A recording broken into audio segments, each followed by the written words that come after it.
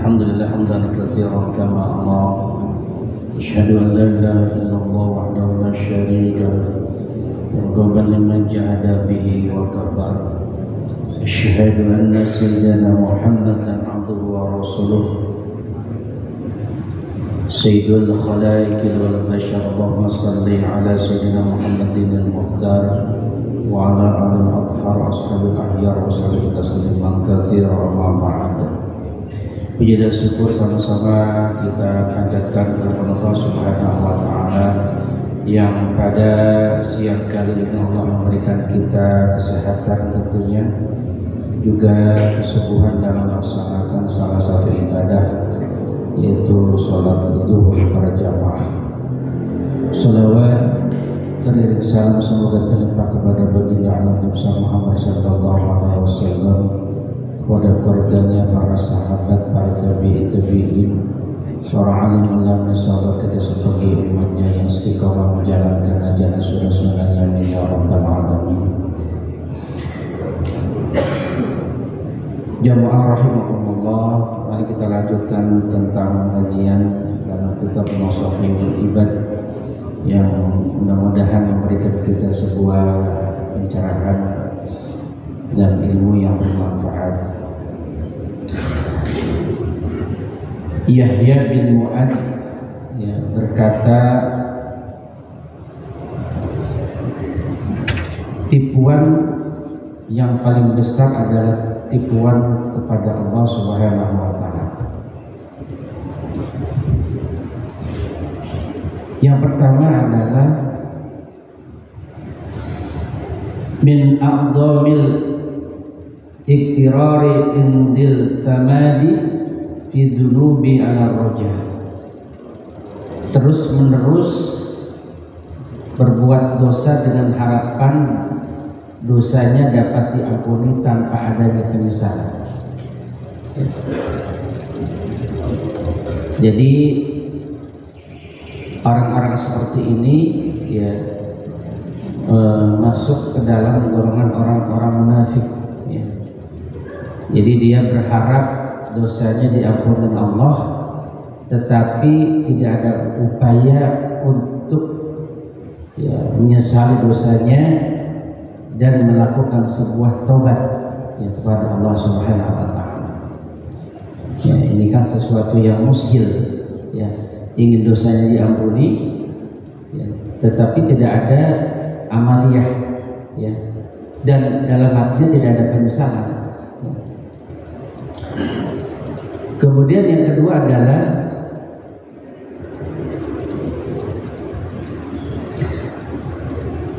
al-aqwi min ghairi nadamati wa tawaqu'il qurbi min Allah Ta'ala.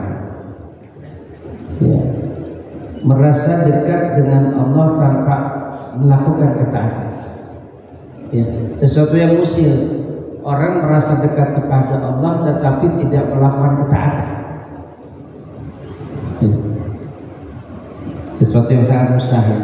Ini dia menipu Allah Subhanahu wa Ta'ala. Kemudian yang ketiga adalah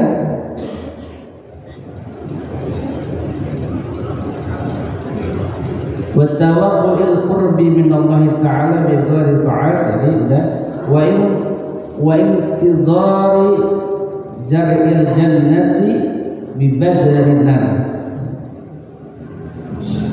menanti kenikmatan surga dengan menabur benih-benih neraka. Inginnya masuk ke dalam surga, tapi perbuatannya, amaliyahnya, perbuatan orang-orang calon ahli neraka. Kemudian yang selanjutnya wa talabi daril muti'ina bil ma'asi, menanti kenikmatan surga dengan menabur neraka, kemudian mencari tempat orang-orang yang taat, calon-calon surga dengan kemaksiatan. Jadi dia mencari sebuah jalan menuju surga, tetapi yang dilakukan adalah sebuah kemaksiatan.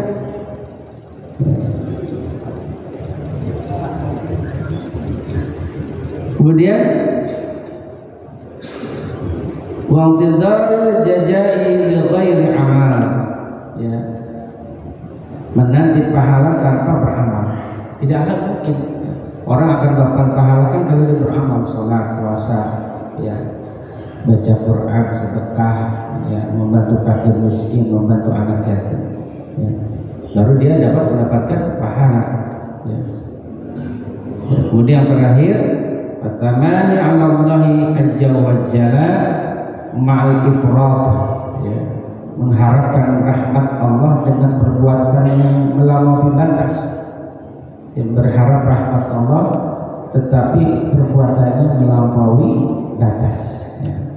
Maka dalam hal ini kita dianjurkan untuk berusaha baik zahir dan batin dalam menggapai cita-cita. Tidak cukup dengan berdoa saja, tidak cukup hanya berusaha saja, tetapi harus dengan usaha dan doa. Dua hal ini yang harus kita lakukan, ya. Tidak mungkin kita berzikir terus di masjid, berdoa terus di masjid tanpa upaya kita berupaya mencari yang sifatnya syariat, bekerja dan seterusnya, ya. Atau orang dari pagi sampai malam, ya, berangkat sebelum subuh, pulang, ya, lepas dari isya, ya, ikhtiarnya maksimal tetapi kurang mendekat kepada Allah Subhanahu wa ta'ala, ya. Jadi sesuai dengan seorang penyair, ada nasihat seorang penyair itu, yarjun najata wa la yasluku masalikaha, ya. Inna syafinata la yajri alal yabis. Dia mengharapkan keselamatan tapi dia tidak menempuh jalan yang sesungguhnya kapal laut itu tidak dapat berjalan di daratan. Jadi dia mengharapkan keselamatan tetapi tidak menempuh jalan yang keselamatan itu sendiri. Kalau kita amati dari perkataan daripada Yahya bin Mu'adzadi, ya, Al-Fakir mengambil kesimpulan bahwa ini adalah bagian-bagian atau ciri-ciri daripada orang munafik, ya. Artinya dia merasa dekat dengan Allah tapi tidak melakukan ketaatan, gitu kan. Itu hal yang mustahil, ya. Ingin dosanya diampuni tetapi terus menerus dia melakukan kemaksiatan, gitu. Nah, maka di dalam Al-Quran itu ada 3 kelompok besar. Yang pertama adalah kelompok al-muttaqun, ya. Al-muttaqun artinya orang-orang yang bertakwa, ya. Itu dalam surat Al-Baqarah ayat 1-5, ya, silakan dibuka di rumah. Kemudian ada lagi orang yang disebut orang kafir, ya. Innal ladzina kafaru sawa'un 'alaihim a'anzartahum am lam tunzirhum la yu'minun. Ini kelompok kedua, 2 ayat dalam surat Al-Baqarah, ciri-ciri daripada orang kafir. Yang lebih miris lagi, ini ciri-ciri orang munafik. Ada 13 ayat dari ayat 8, ya, sampai ayat 20, ya. Satu contoh saya ambil, wa minan nasi may yaqulu amanna billahi wa bil yaumil akhir wa ma hum bimu'minin. Di antara manusia ada yang mengaku aku beriman kepada Allah dan hari akhir, padahal sesungguhnya mereka bukan orang-orang yang beriman. Jadi ini lebih miris lagi, ya. Ciri-ciri orang munafik itu dalam Al-Baqarah 13 ayat. Untuk orang kafir hanya 2 ayat, ya. Maksudnya apa? Tanbihum minallah, ya, peringatan Allah untuk orang-orang al-muttaqun, ya. Tadi yang pertama tadi, ya, kita harus waspada dengan orang-orang munafik, ya, karena orang-orang munafik ini lebih berbahaya di muka bumi. Kenapa? Al-munafiquna bi'anal al-munafiqin akhdar minal kufar. Orang munafik ini menampakkan keimanan, ya, dan menyembunyikan kekafiran.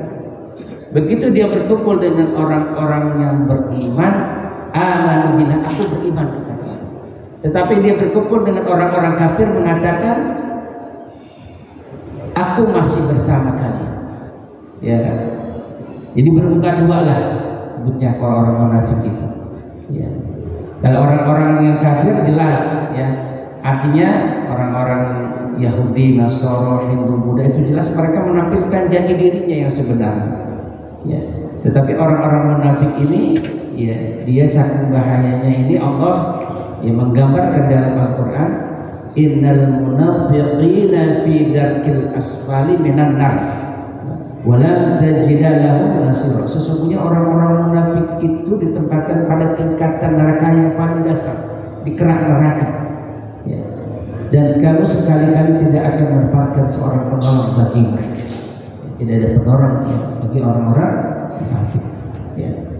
Makanya setelah baginda Rasulullah SAW hijrah ke Madinah, ya, itu, ya, ada seorang yang bernama Abdullah bin Ubay bin Salul, ya. Abdullah bin Ubay bin Salul itu gembongnya orang-orang munafik. Nah, orang munafik itu sholat, mereka sholat. Bahkan pada zaman Nabi yang imami mereka juga baginda Rasul. Mereka berdiri di belakang Nabi, ya. Mereka sholat, tetapi hati mereka tidak tertuju kepada Allah dan Rasul. Ya. Jadi ini dalam sirah itu disebut, yang disebut dengan siapa yang tidak benar, Abdullah bin Ubay bin Salul, ya. Gembong daripada orang munafik, ya. Katakanlah baginda Nabi baru sampai di kota Madinah, ya kan? Apa yang dikatakan Abdullah bin Ubay bin Salul, ya, kepada penduduk Madinah pada saat itu? Kal insana, ya, besarkan anjing itu, nanti kalau sudah besar anjing itu akan menggigit. Ucapan yang luar biasa, buruk, kotor, ya, yang ditujukan kepada baginda Rasulullah SAW oleh Abdullah bin Ubay bin Salul, ya. Bahkan, ya, tatkala perang Badar itu hampir, ya, 600 orang belekot tidak berangkat ke medan perang karena hasutan daripada Abdullah bin Ubay bin Salul. Apa yang dikatakan? Kalau kamu perang, ya, kamu berangkat perang, kamu nanti mati, ya, maka istri-istrimu akan dinikahi oleh pengikut-pengikut Muhammad.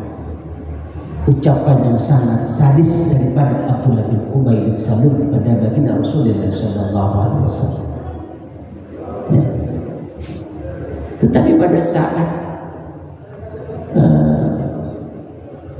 dia mau wafat, ya, sebelum wafat sakitnya biasa-biasa saja, ya, sakit yang meriang-meriang, ya. Anaknya menyampaikan, ya, kepada Abdullah bin Ubay bin Salul, ayahanda, ini ada air yang sudah didoakan Rasulullah, ya, minumlah, semoga penyakit engkau itu sembuh.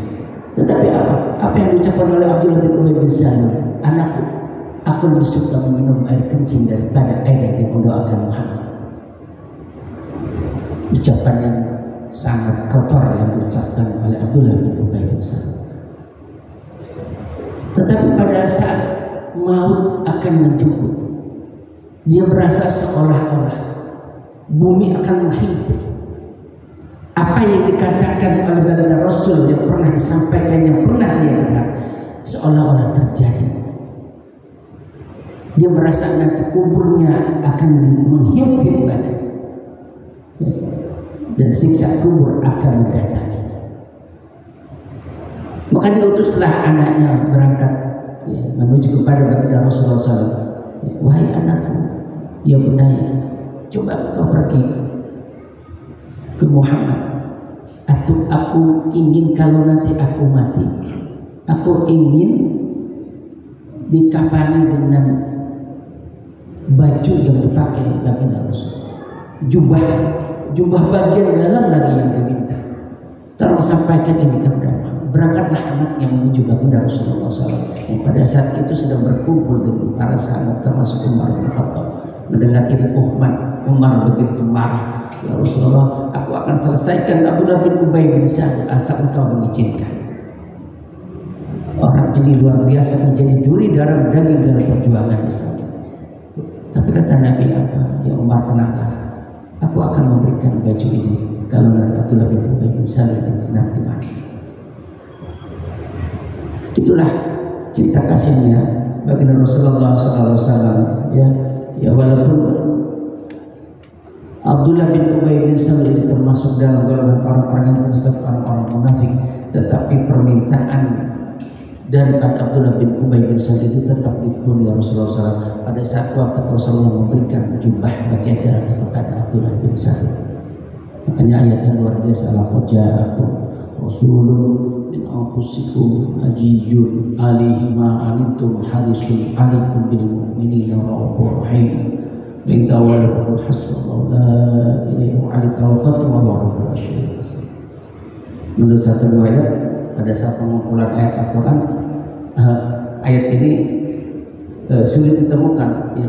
Karena pada saat baginda Rasul kan setiap ada penghafal Al-Quran itu dituliskan oleh para sahabat di pelepah kurma, di batu, di kulit binatang.